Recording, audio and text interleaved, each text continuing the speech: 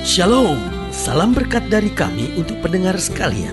Saat ini pendengar akan diberkati dengan program Hari Ini Harinya Tuhan bagian yang ke-8.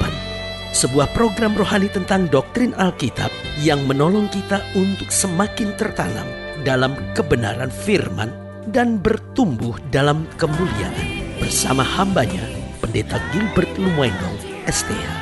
Banyak orang merasa doktrin Alkitab sebagai sesuatu yang membingungkan. Tetapi tahukah saudara bahwa doktrin Alkitab intinya adalah memahami Alkitab dengan benar, dengan pemahaman yang sistematis, sehingga kita terus dapat tertanam di dalam kebenaran firman, sehingga kita terus bertumbuh di dalam kemuliaan Allah.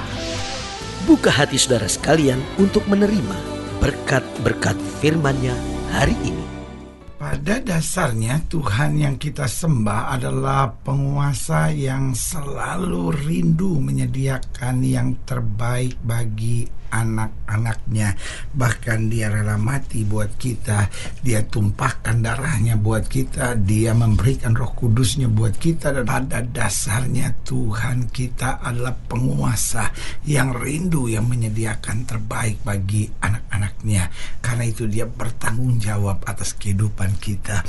Alkitab berkata singa muda boleh merana kelaparan, tetapi orang yang berharap kepada Tuhan tidak pernah kekurangan sesuatu yang baik.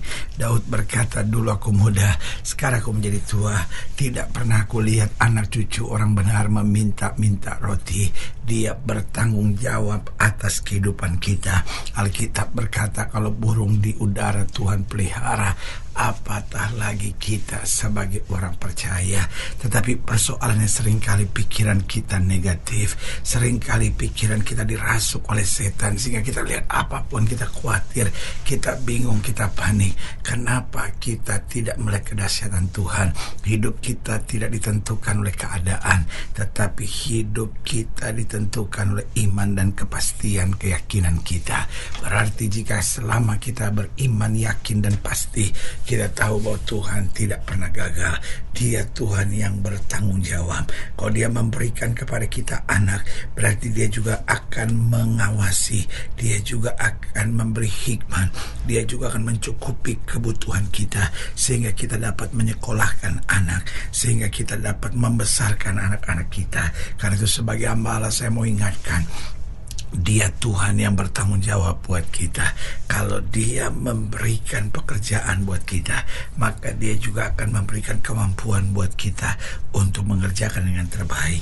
Kalau dia membuka jalan buat kita melayani, maka dia juga akan membimbing buat kita. Bahkan kalau dia pun izinkan kita menghadapi badai masalah dan persoalan, dia juga akan memberikan kekuatan, mujizat serta hikmat untuk kita dapat menyelesaikannya. Haleluya. Berarti jelas yang pertama, Tuhan rindu menyediakan yang terbaik buat anak-anaknya. Karena itu dia bertanggung jawab atas kehidupan kita. Yang kedua, karena itu dia selalu akan mencukupi kebutuhan kita. Saudara yang dalam Tuhan, Alkitab dengan tegas berkata, Allahku akan mencukupi segala keperluanmu. Segala kebutuhan dan keperluan kita Tuhan pasti akan cukupi. Tetapi ingat, persoalannya kadangkala bukan soal kebutuhan, bukan soal keperluan. Seringkali persoalannya membuat kita khawatir, kita punya terlalu banyak keinginan. Saudaraku, keinginan yang tidak dikendalikan oleh Roh Kudus adalah keinginan yang membuat hidup manusia selalu tidak pernah puas.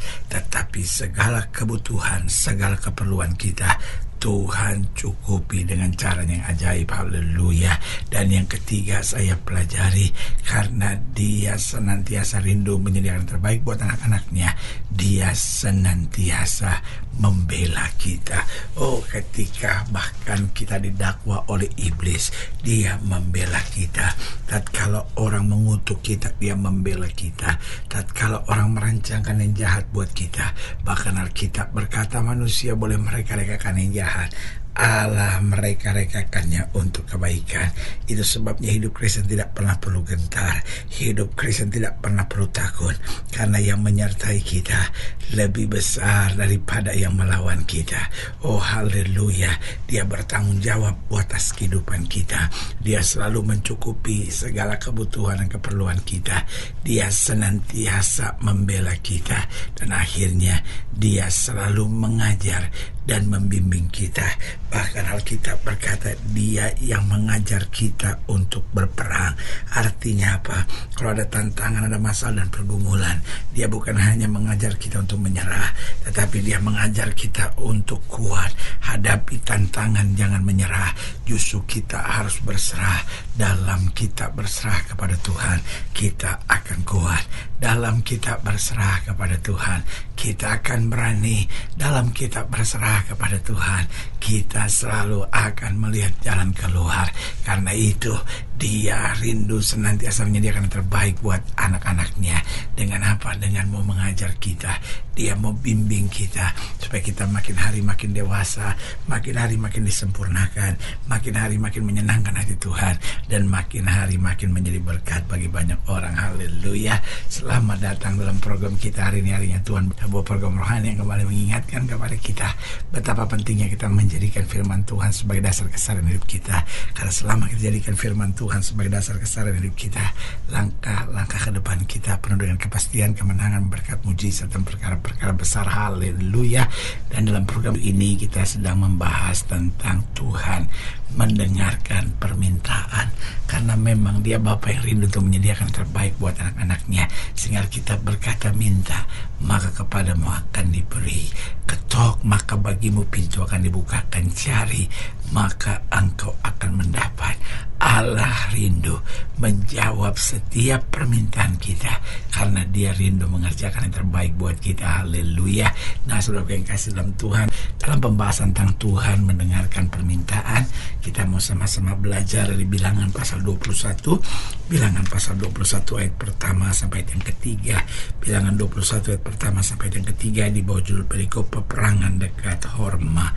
Bilangan 21 ayat 1 sampai 3, demikianlah firman Tuhan. Raja negeri Arad, orang Kanaan yang tinggal di tanah Negeb, mendengar bahwa Israel datang dari jalan Atarim. Lalu ia berperang melawan Israel, dan diangkutnya beberapa orang tawanan daripada mereka. Maka bernasarlah orang Israel kepada Tuhan, katanya, jika engkau serahkan bangsa ini sama sekali ke dalam tangan kami, kami akan menumpas kota-kota mereka sampai binasa. Ayat 3, Tuhan mendengarkan permintaan orang Israel, lalu menyerahkan orang Kanaan itu. Kemudian orang-orang itu dan kota-kota yang ditumpas sampai binasa.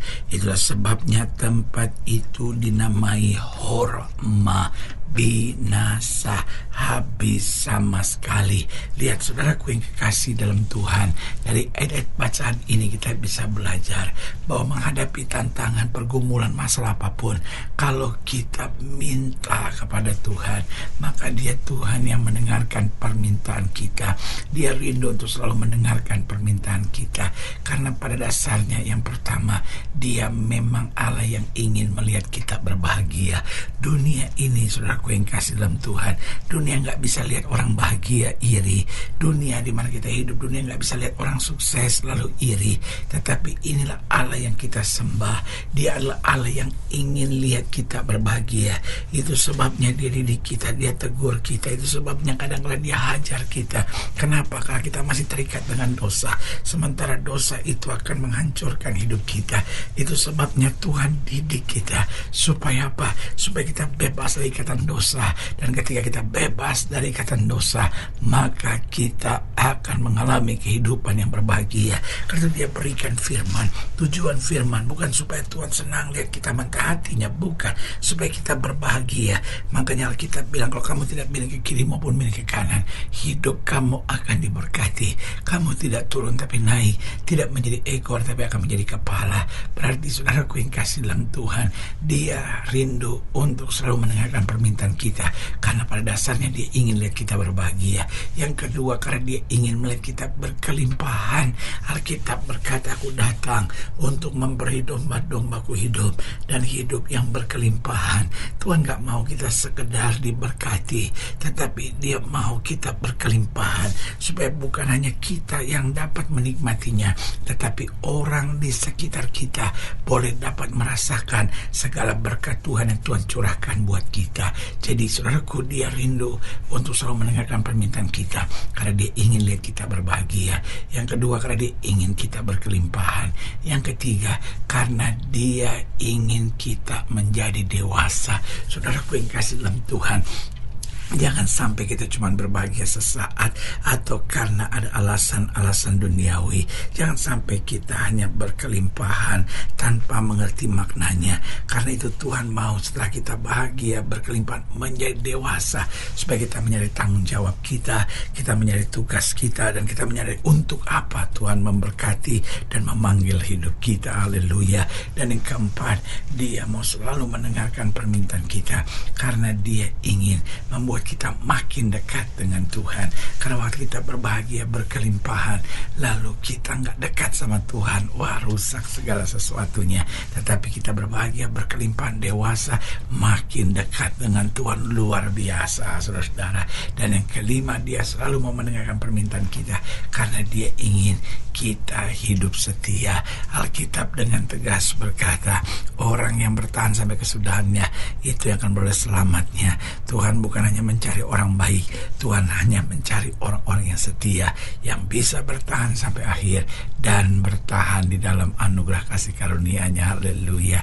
Saudaraku yang kekasih dalam Tuhan, jika sedang dilayani lebih jauh, hubungi kami melalui telepon, hubungi kami melalui surat, kunjungi website kami, karena kami ada untuk membawa Bapak Ibu sudah senantiasa lebih dekat pada Tuhan dan mengalami kasih kuasa mujizat yang luar biasa. Haleluya.